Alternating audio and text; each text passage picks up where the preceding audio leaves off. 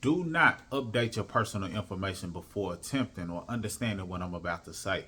And this is not something you're going to find anywhere else, because this was inspired by my own theory, then application, then success. And now I'm teaching you, listen, you might want to think twice about updating your personal information and getting all of that stuff removed. Now, I know that may be controversial because there's so many different people who tell you, hey, update your personal information, delete all of this, delete all of that. And not that that doesn't work, because that'll help you get deletions, etc. But this is what you got to understand. A lot of people are just fabricating or just regurgitating information that they heard. They didn't vet it. They didn't think about it. They didn't give it any thought process, especially now in this quick era of, instantaneousness, to where people just want things instantly. A lot of times they don't vet the information. They just take it, run with it. If it comes from a certain person, they don't ponder on it, think on it, and insert their own thoughts. A lot of people are just regurgitating. So that being said, why do I say stop updating your personal information before what I'm about to say? First, you got to think back on who benefits from all of your personal information showing one name, one address, or just one everything that they tell you to have. Now, that does make your profile clean. It can disassociate your account or your name with certain older collections. So yes, I'm not here to debate that or say that that doesn't work. But who benefits off of them being able to easily target you or know where you are? If they know exactly where you live, exactly what your name is that all the way beneficial to you? I need you to think on that. And some of y'all are having a light bulb moment right now. You probably are having a light bulb moment right now. You might be thinking, you know what? Yeah, it makes me easier to target, easier for them to know exactly where I live, exactly what my name is. Debt collectors benefit greatly off of that. Data, anybody who's trying to reach you or contact you benefits greatly off of that. Creditors benefit greatly off of that. If they see they got one address, one name, I know exactly how to contact them. Not that you're trying to duck and hide or do anything illegitimate. This ain't that. But they benefit the most if they know the exact target.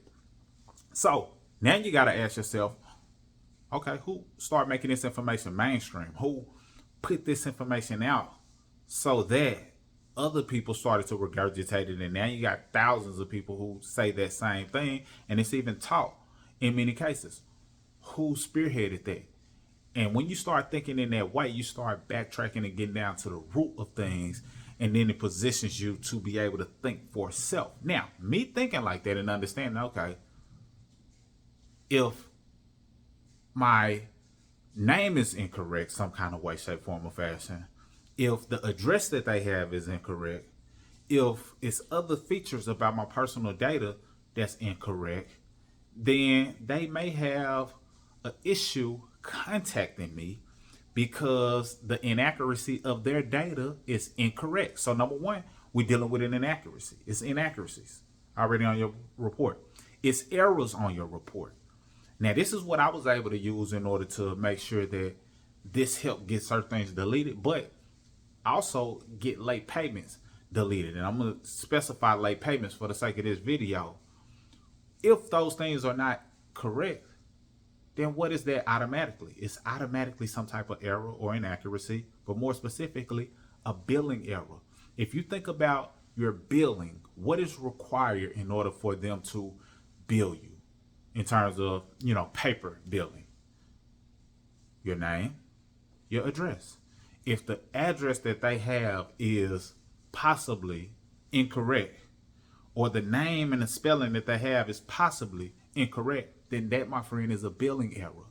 So before you go on and get things updated and have your personal information reflecting one thing, hold them accountable for the billing error and dispute the items on your report based on the billing error. So if you say, hey, billing error, please update this account to never late. Because if it was a billing error, then that means them actually getting the mail to you could have not been successful. So if that part of the process was not successful, then they can't charge you the late payment for a bill that you may not have received. In a nutshell, if it's other things about the billing, the name and things of that nature in error, then they need to remove these late payments, because the name that they are addressing you as is not your actual name. Billing error. Not to mention that Experian, TransUnion, Equifax, they have a duty to uphold based on the FCRA. They need to have fair credit reporting. That's what the FCR stands for, and A is for act. But it needs to be maximum possible accuracy. Well, that's not maximum possible accuracy if your name is incorrect, all three of them don't match, the billing address is incorrect, all three of them don't match. That's not maximum possible accuracy. So they have to be held accountable, and in many cases, they have to get things deleted off of that alone. And in some cases, they can be in violation, and you may be entitled to some compensation. More on that if you want to get access to the community where I teach people, how they may be entitled to some compensation and get you plugged into the legal team so you can get up to $2,500 and, of course, join the community because it positions you to better your credit and make money from it. You can have some $1,000 days, etc. So that's a whole nother thing. But those billing errors are to be leveraged before you delete them. Because if you just delete them and update all your personal information, you miss out sometimes on the opportunity to leverage the billing error. Now, I am aware that if you update all your personal information, now some of those old accounts might not be as attached to you because the collection was old and things of that nature. But sometimes when you're going in to do the dispute and you show your driver's license and your driver's license doesn't match your current address, now they can still associate you with that address because it's still on your driver's license or one of those old addresses. So if you haven't gone through the full run through of updating all of your information, including your driver's license, things of that nature, there's still little pockets of ways that they can attach you to that address and not delete it. So that's a whole nother conversation and things that I've told and shared with people. But before you just go and do what everybody else is teaching you, everybody else is talking about, regurgitating, see if you can leverage the billing error. I've gotten many late payments removed off of that alone, and many things updated to a positive status off of that alone. Leverage the error before you remove all of that stuff, because in all actuality, who does that benefit? Them not being able to, or them being able to specifically pinpoint who you are and where you are. You or them. I'm gonna leave you with that. But hopefully this gave you some value. Share this with somebody who you feel may benefit. Join the community. More sauce in there as well, and ways that you can position yourself to make those $1,000 days. Mr. Smith signing out. Salute.